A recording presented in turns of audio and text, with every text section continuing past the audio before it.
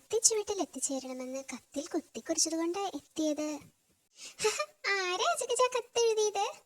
ആരോ ഓരോ വരിയിലും വേരോടെ പരതിയിട്ടും ഓരോ പേരോ തീരെയില്ല. ഇങ്ങനെ എന്തൊക്കെയാ പറയുന്നത്? ഒരക്ഷരം മനസ്സിലാവണില്ല. ഞാൻ പറഞ്ഞു തരാം.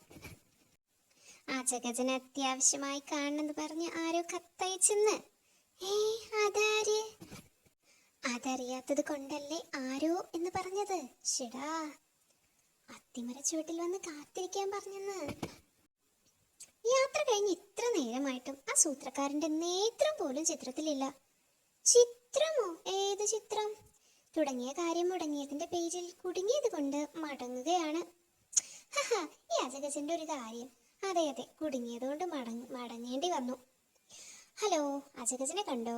എന്റെ കാട്ടുമുത്തപ്പ കരിനാക്കൻ, ഞാനങ്ങേർക്കൊരു കത്തയച്ചിരുന്നു കാണാൻ പറഞ്ഞിട്ടേ.